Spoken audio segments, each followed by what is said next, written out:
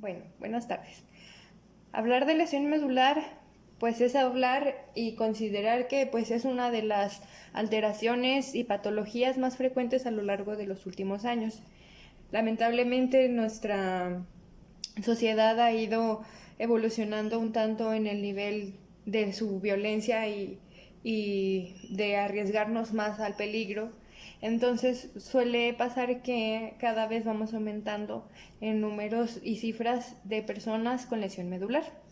Y bueno, hablar de lesión medular, pues en nuestra área es de los temas más relevantes que abordamos como especialistas en el área de la fisioterapia.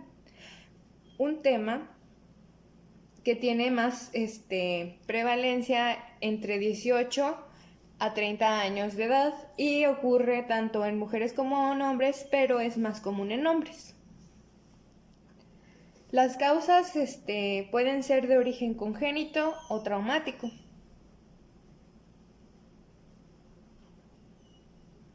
Y bueno, tenemos dos tipos de lesión medular que vienen siendo las lesiones traumáticas y las lesiones no traumáticas.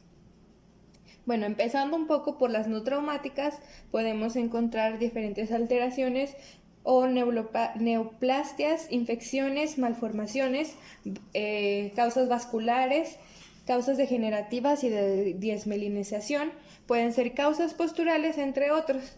Y pues lo más común en una lesión medular pues son las que no son lesiones traumáticas, que pueden ser fracturas, luxación y heridas, ya sea por arma o no, bueno, heridas punzocortantes. Tenemos aquí una gráfica donde nos muestra dónde hay más número de lesionados medulares.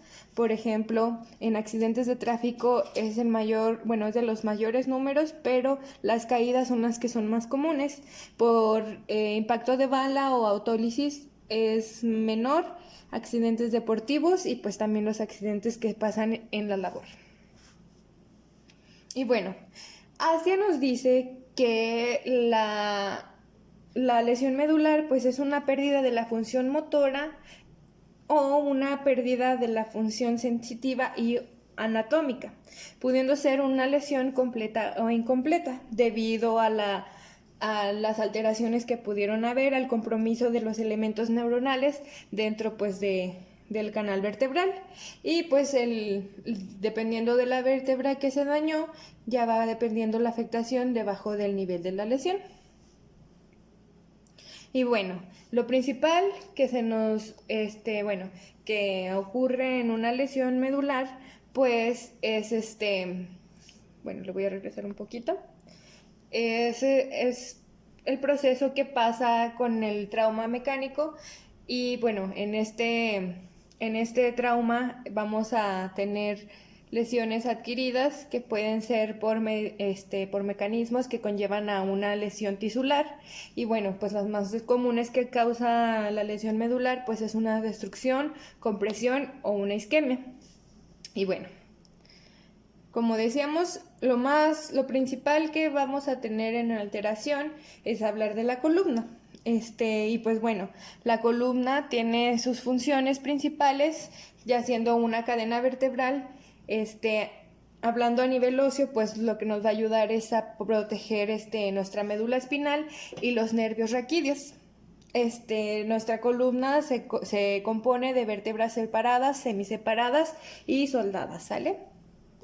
Y bueno, está conformada por 7 vértebras cervicales, 12 torácicas, 5 lumbares, 5 sacras y 4 vértebras coxígeas.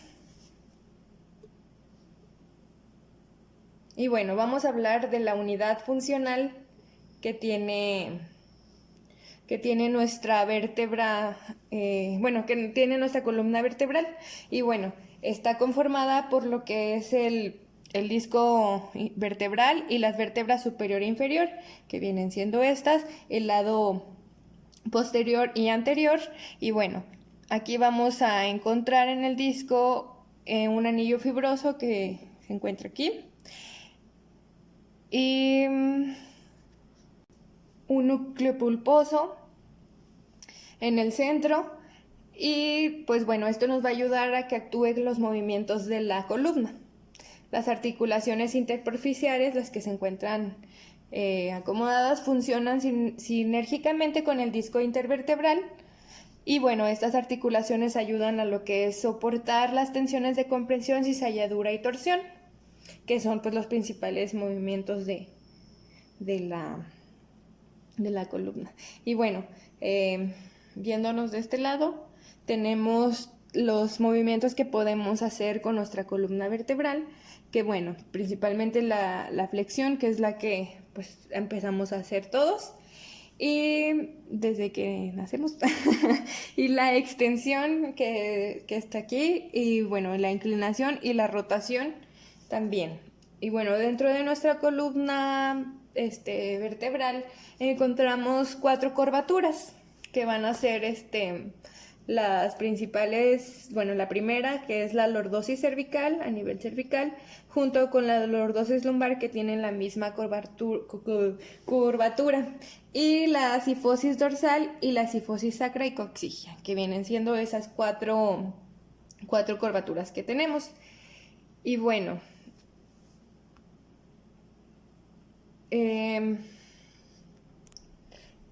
dentro de nuestras funciones tenemos como elemento el sostén estático y dinámico. Lo que nos va a proporcionar nuestra columna es un soporte para el cráneo y una protección para nuestra médula espinal, que lo que hace es recubrirla. Nos ayuda a recubrir nuestra médula espinal y bueno, es uno de los factores que nos ayudan a mantener pues nuestro centro de gravedad y podernos desplazar para realizar nuestra sedentación sin perder nuestro equilibrio. Y bueno, tenemos 4 tipos de vértebras, que bueno, por primera tenemos la que es la vértebra cervical, que se caracteriza por su pequeño tamaño y por tener sus apófisis espinosas bífidas, y por tener una perseverancia en un edificio en cada una de sus apófisis transversales. Y bueno, tenemos la torácica, que... Ay, sí, esa es la torácica, sí.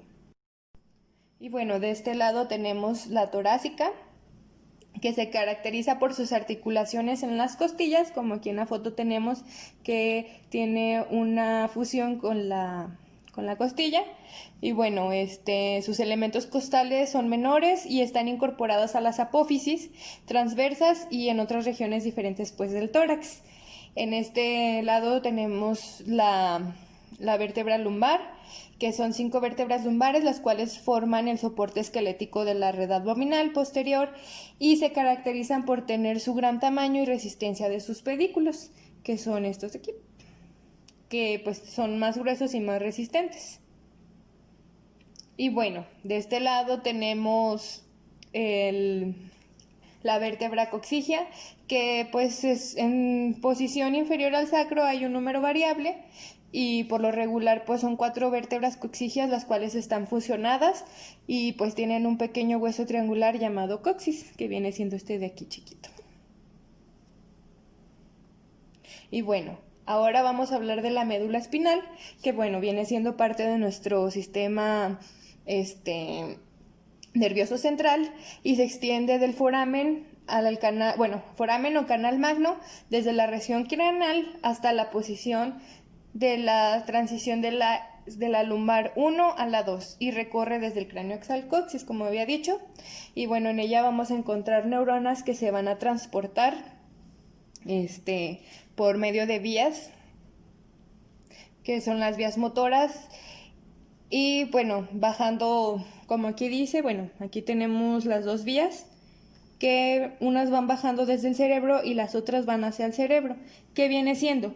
Nuestro cerebro tiene, bueno, las vías sensoriales van a subir hacia el cerebro y las vías motoras van a bajar desde el cerebro. ¿Ok? Y bueno, estas neuronas, estas vías motoras y neuronas que van bajando se van a conectar por medio de las interneuronas. cuando nuestra médula espinal deja de ser protegida por las vértebras, ya sea de un caso congénito o no congénito, o no o traumático, que diga, ocurre una lesión directa pues en la médula espinal, donde hay procesos relacionados con una vascularización deficiente, llevando una isquemia, hipoxia o un edema, causando daños en la mielina y a los cuerpos neuronales.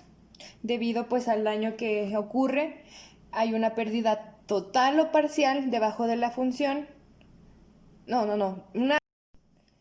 Y debido al daño ocurre una pérdida total o parcial de la función debajo del nivel de la lesión.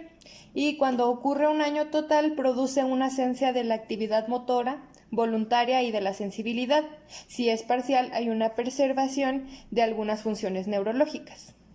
Y bueno, las consecuencias de la lesión medular podemos encontrar que es la tetraplegia y la paraplegia. En la tetraplegia vamos a encontrar una pérdida total de los movimientos y de la sensibilidad del tronco, de los miembros superiores e inferiores. Y en la paraplegia vamos a encontrar una pérdida total de los movimientos y de la sensibilidad del tronco, de los miembros inferiores nada más, en consecuencia pues del daño de la columna torácica, lumbar y sacra.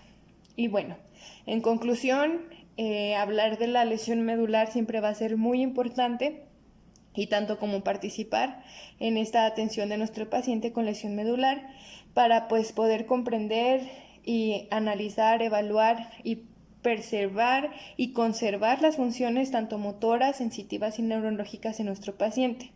El principal objetivo como terapeutas físicos en nosotros es encaminar a nuestros pacientes a que logren su independencia ante cualquier barrera que puedan ellos tener, una barrera arquitectónica y pues también una barrera tanto biopsicosocial. Buenas noches.